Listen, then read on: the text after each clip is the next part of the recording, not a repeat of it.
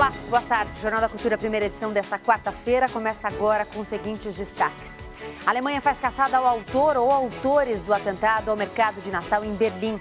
O governo da Bolívia termina inquérito e culpa o piloto e a empresa Lamia pelo acidente que dizimou o time da Chapecoense. A gente fala dos cybercriminosos que estão mais ativos do que nunca. Os usuários precisam ficar atentos, porque nem tudo que sai na internet ou nas redes sociais é verdade. Vereadores de São Paulo ignoram a crise econômica e aumentam os próprios salários em 26%. Presentes, confraternizações de fim de ano, ceias, férias das crianças. Apesar do clima de festa, tantos compromissos podem deixar muita gente estressada no fim de ano.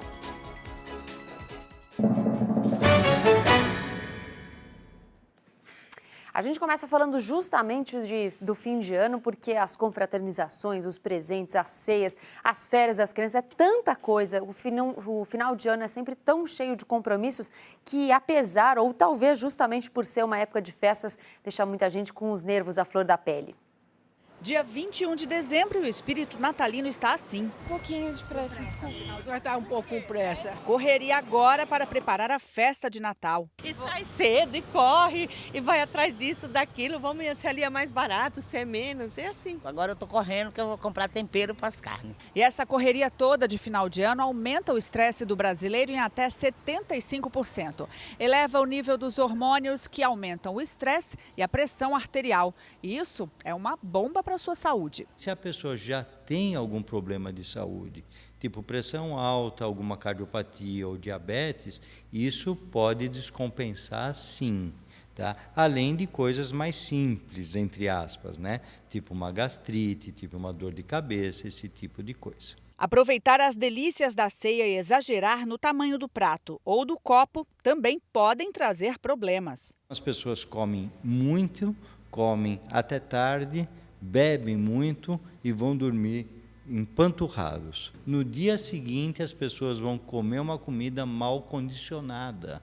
E aí, para os distúrbios intestinais, isso é fatal. Então, a dica é, faça uma coisa de cada vez. Se você vai fazer compras, faça compras, não pense na ceia, não pense no trabalho. Faça uma coisa de cada vez e tenha uma visão otimista. Uma coisa de cada vez, então agora a gente vai falar da ceia. O Mercado Municipal de São Paulo é um dos cartões postais da cidade e no fim do ano recebe o dobro de visitantes em busca dos ingredientes para ceias de Natal e de Ano Novo. A repórter Lilian Coelho foi acompanhar as pechinchas desse ano. Boa tarde, Lilian. Oi, boa tarde, Gabi, boa tarde para todo mundo. Olha, eu ainda estou na fase da pesquisa para conseguir pechinchar, para conseguir bons preços, porque olha, não está fácil para ninguém nesse ano novo, nesse Natal de crise, viu?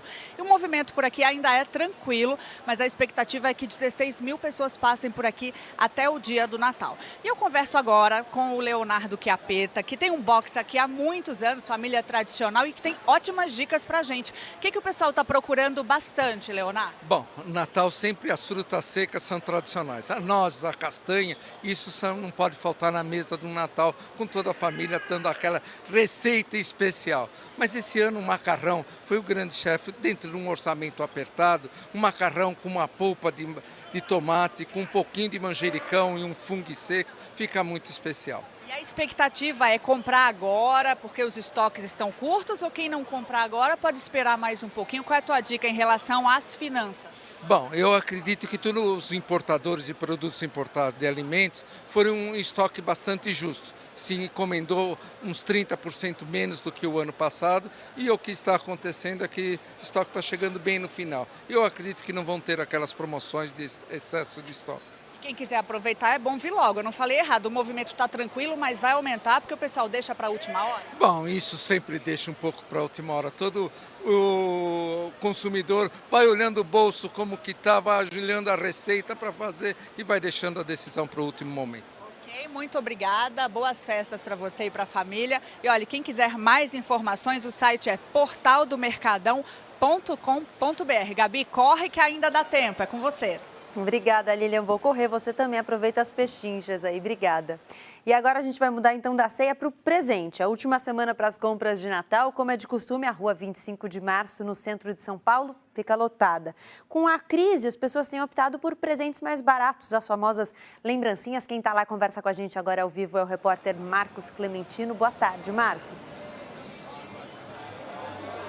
Olá, boa tarde, Gabi, boa tarde a todos. A movimentação aqui na rua 25 de março é bem intensa e aumentou bastante na última meia hora. Olha, Gabi, eu conversei com alguns consumidores e a maioria está gastando menos do que gastaram no ano passado, né? Estão colocando a mão no bolso mesmo, pechinchando bastante, mas o negócio é gastar, economizar para não entrar 2017 com dívida. E a estimativa é de queda para a Associação Comercial de São Paulo, uma retração de 6% também em relação ao mesmo período do ano passado. Mas, por outro lado, tem comerciante comemorando. É o caso do seu Ondamar, não é, seu Ondamar? Exato, boa tarde para todos. Eu na contramão exatamente com a Associação Comercial, eu estou bem otimista. Esse final de ano para nós está excelente, as vendas estão basicamente até acima das nossas expectativas. Então eu acredito que a gente deva fazer um excelente fim de ano. Essa questão de crise, de ficar falando em crise, atrapalha o comércio para vocês? Não, pelo contrário, quando se tem crise no caso, eu acho que todo mundo procura frequentar a região da 25 de março, ou seja, lugar dos preços baixos, variedade de produto, preço baixo, qualidade de serviço, tudo isso se agrega no caso à motivação das grandes vendas. E a movimentação na rua, o fluxo de pessoas, isso aumentou? Olha, a gente aparentemente se mostra no caso o mesmo movimento que o ano passado. Não se vê no caso aumento nenhum na movimentação geral não. Tá certo, muito obrigado. Olha, Gabi, ainda dá tempo, gastando muito ou pouco, dá tempo de comprar ainda, o Natal ainda está um poucos dias aí pro Natal. Se você não comprou, venha logo, senão vai encher de gente aqui na 25 de março, vai ficar complicado para comprar, viu? Volto com você. Obrigada, Marcão. Pode deixar que eu realmente ainda tá faltando comprar umas lembrancinhas. A gente continua falando dessa época do fim do ano, além das decorações natalinas que enfeitam as casas, o comércio. O mês de dezembro é tempo também da caixinha de fim de ano. É uma tradição que divide opiniões e algumas vezes provoca polêmica. Então, é Natal. E há mais de 20 anos, seu Balbino repete o mesmo ritual no condomínio onde é zelador. Enfeita a árvore, a mesa e a fachada do prédio. É quando ele deixa também um recadinho especial para os moradores no elevador, avisando sobre a caixinha de final de ano. É uma coisa que eu acho assim, importante, porque eles fazem de forma espontânea, não obrigatória. Mesmo não sendo obrigatória, essa gratificação divide opiniões. Eu acho que isso é uma gentileza, é o mínimo que a gente pode estar contribuindo por pessoas que trabalham com a segurança para a sua família. Como eu sou pão dura, eu detesto dar. Então, essa história de dar caixinha não faz meu gênero. A caixinha de fim de ano não se restringe aos condomínios. Ela também pode ser encontrada em pontos de táxis e em estabelecimentos comerciais, como nesse bar, onde a caixa de Natal existe há quase 20 anos. Os clientes são generosos? Não, antes da crise era bem generoso, mas depois que a crise veio, não tá bom não, viu? A doação costuma ser feita de duas maneiras. Anônima, em que o doador coloca o dinheiro diretamente na caixa, ou em lista, com o nome dos moradores que colaboraram e a quantia. Só que essa identificação pode constranger alguns vizinhos. Como teria acontecido no prédio onde mora a atriz Maite Proença, no Rio. Segundo o jornal O Globo, ela teria assinado a lista de Natal com uma doação de R$6 mil, deixando os outros moradores sem jeito na hora de abrir a carteira. Essa consultora em etiqueta explica como se comportar para não fazer feio no momento de contribuir. Eu acho que você dá aquilo que você pode dar, aquilo que se encaixa no seu orçamento. E vamos imaginar que você seja uma abençoada, que ganhou na Mega Sena, ganhou um prêmio de loteria sozinha. Dê o automóvel, né, ou R$100 mil que você quiser dar, no envelope. Pois é, né, gente? Não tem segredo. Cada um dá o que pode. Se não pode dar, não dá. É assim mesmo. É opcional, é uma gentileza opcional. Cada um faz o que pode.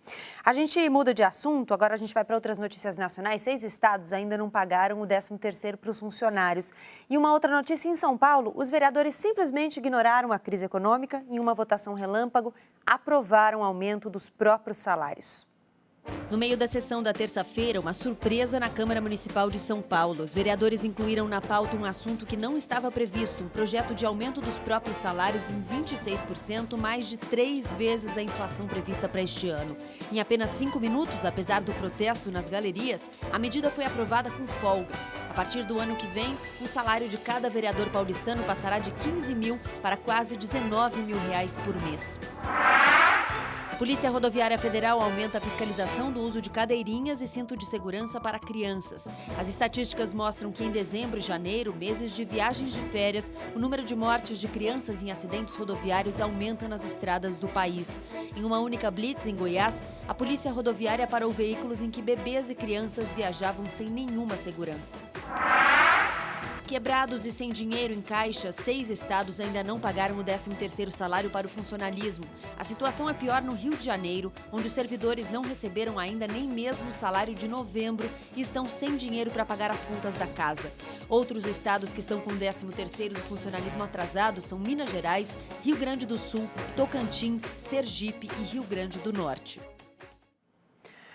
O presidente Michel Temer diz que vai manter a exigência de contrapartida de corte de gastos para socorrer os estados endividados. O que acontece é o seguinte: na primeira derrota do governo no Congresso, a Câmara dos Deputados aprovou a renegociação das dívidas dos estados, mas deixou de fora as contrapartidas de austeridade exigidas pelo Ministério da Fazenda.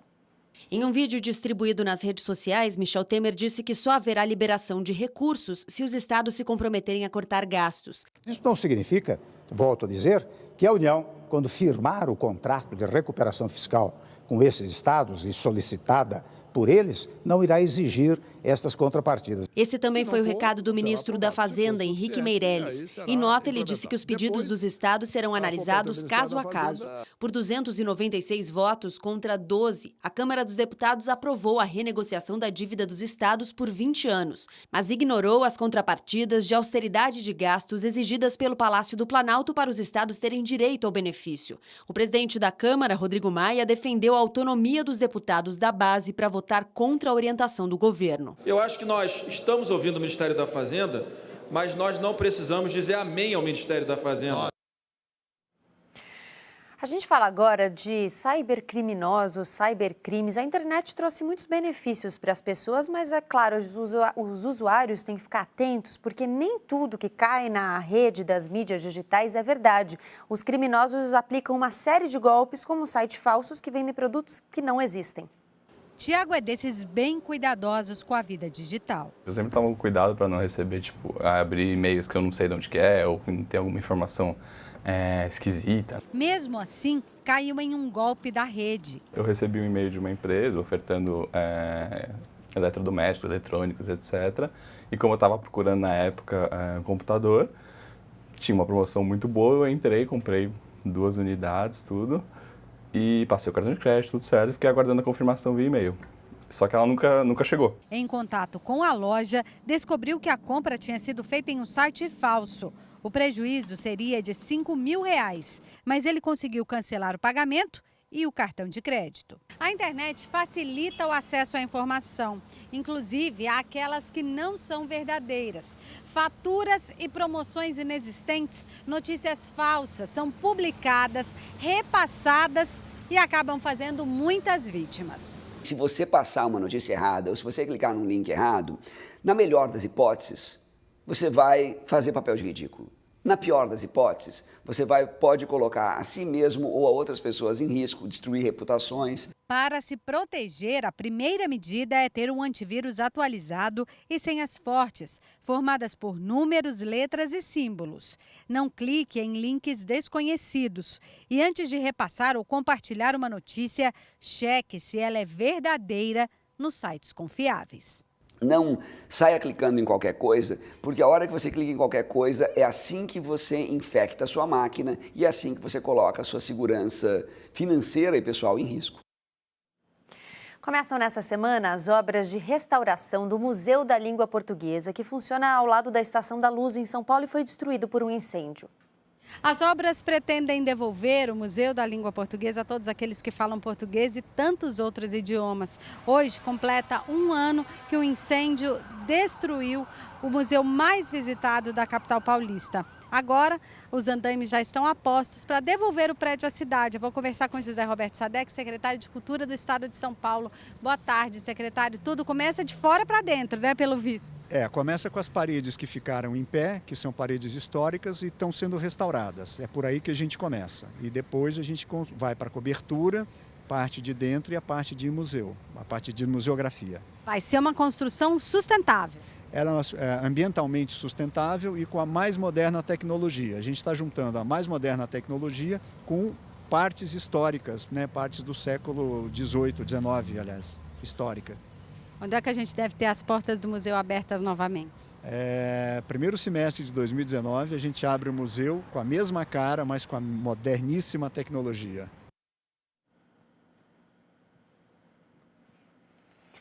A gente vai agora para a dica de leitura. Hoje a gente fala de um livro do escritor português Gonçalo Tavares, que é um dos grandes nomes da literatura contemporânea, cotado para receber um Nobel daqui a algum tempinho.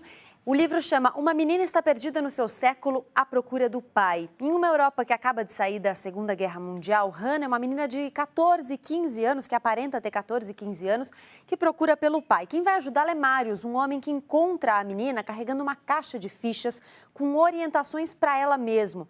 A caixa diz tratar-se de educação para crianças com deficiência mental. Hannah tem trissomia 21, a síndrome de Down, e Marius vai ajudar a protegê-la, vai acompanhá-la na procura pelo pai, perdendo-se nessas histórias, nas ruínas do século XX, que parece às vezes não ter terminado.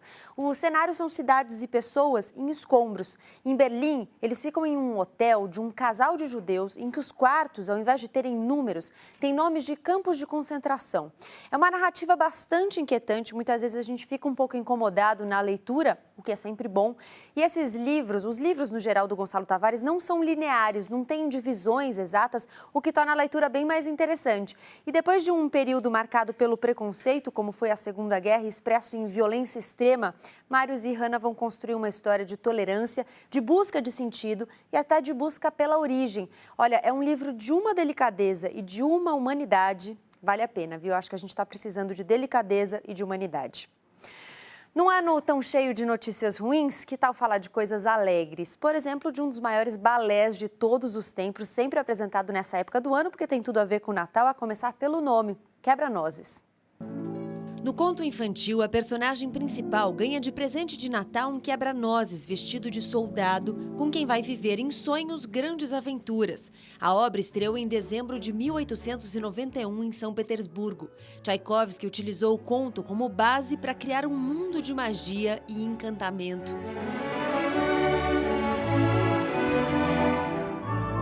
No fim, como não podia deixar de acontecer, o quebra-nozes se transforma num príncipe que leva a jovem para o seu reinado, onde ela é coroada rainha. Londres, Paris, Milão, Roma, Dresden e Praga são as cidades europeias onde o quebra-nozes vem sendo apresentado nas últimas semanas, mantendo a tradição do Natal.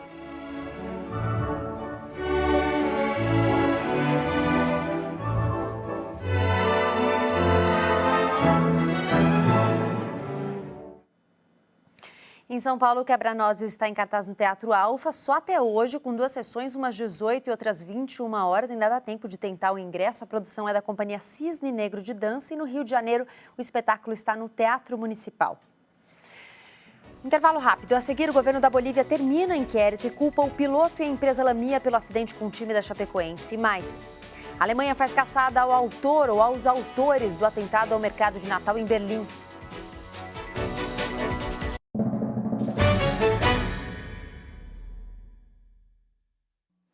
A gente volta com as notícias internacionais depois de liberar um primeiro suspeito pelo atropelamento de uma multidão em um mercado de Berlim que deixou 12 mortos e 50 feridos. A polícia alemã agora procura um jovem que seria de origem tunisiana. Os policiais levantaram dezenas de pistas, incluindo impressões digitais e material de DNA para tentar localizar os responsáveis pelo ataque.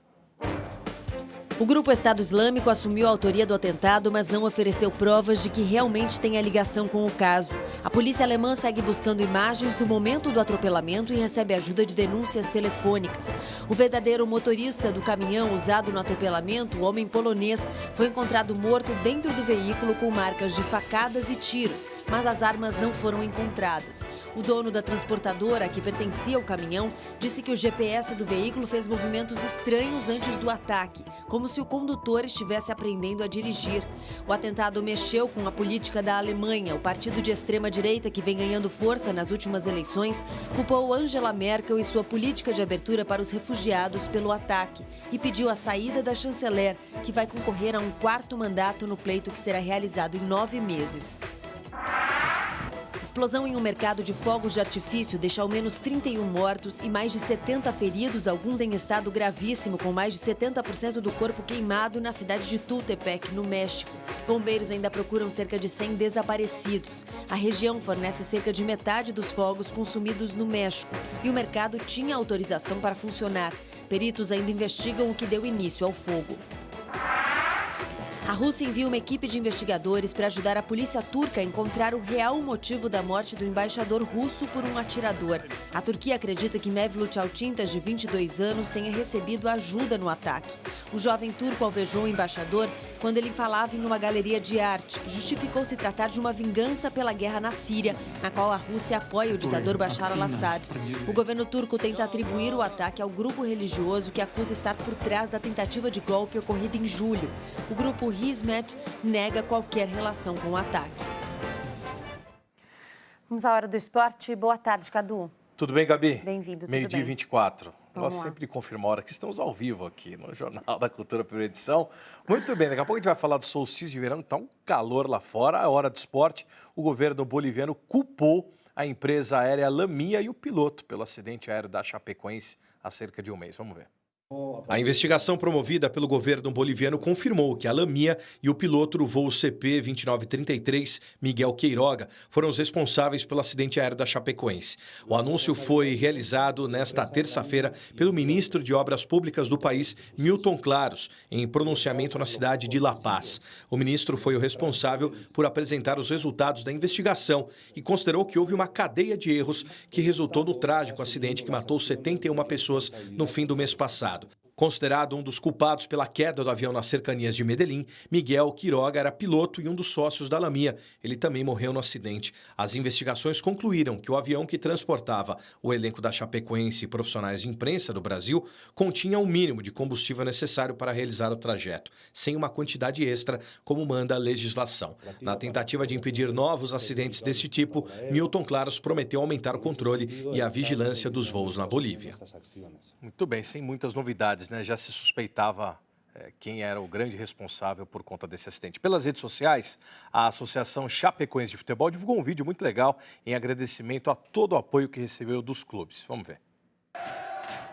A mensagem diz: escolhemos o nosso vestiário de tantas glórias e lembranças para agradecer aos nossos irmãos de todo o país pelas incríveis homenagens.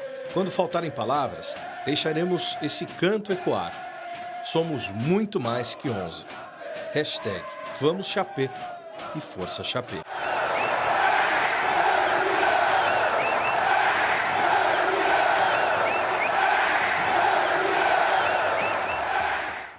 A festa realmente foi maravilhosa, né? No Atanásio Girardot, foi realmente fantástico o que o Atlético Nacional fez em homenagem à Chapecoense. Mercado da bola, o ano está acabando e olha, tem time grande sem técnico, dá uma olhada. É o caso do Corinthians, que ainda não teve resposta de Reinaldo Rueda, do Atlético Nacional de Medellín, corre contra o tempo. A intenção da diretoria é o treinador multicampeão Marcelo Oliveira, que nos últimos anos conquistou o bicampeonato brasileiro pelo Cruzeiro e uma Copa do Brasil com o Palmeiras, além de ter chegado à final esse ano com o Atlético Mineiro, perdendo para o Grêmio. E no Palmeiras, mais uma contratação confirmada. Keno, atacante que jogou pelo Santa Cruz, Zé do Verdão, pelas próximas 4 temporadas. Anunciado nesta segunda no Palmeiras, o jogador Yoran pode ser liberado para jogar pela própria Chapecoense no ano que vem. O clube já fez o pedido ao Verdão, que prometeu não criar empecilhos. A decisão final será do jogador. Poucas semanas antes do acidente, ele foi negociado com o Palestra e acabou não embarcando por conta de uma lesão. A expectativa é que o atleta leve em conta a importância que ele pode ter nos vestiários, por ser um dos únicos jogadores que guardarão a memória e o espírito do grupo que a tragédia desfez. Eu acho muito interessante mesmo, espero que isso aconteça. A gente já entra nesse sentido, daquilo que a gente veio comentando, que os times possam ajudar, né? E acho que de uma certa forma o Palmeiras faz a sua parte, né? Contrata e aí divide-se depois o salário. E ajudar com aquela história, né? Emprestar quem usaria, Isso. não o que está encostado. Exatamente. Exatamente. Né? Tem time que quer emprestar treinador, quer emprestar todo mundo, mandar para fora. Só fiquei devendo solstício de verão, que hoje é o dia do verão, né? Que você Começa gosta o tanto. verão. Começa o Para verão. a sua alegria. Hoje é o dia de mais raios solares. Muito calor. Tá bom, vai Se curtir proteja, o calor então, tá bom? Vamos lá, tchau. Tchau, até amanhã. Tchau. Jornal da Cultura, primeira edição, fica por aqui. Agora tem JC Debate, a gente volta amanhã ao meio-dia. Ótima tarde para você. Tchau.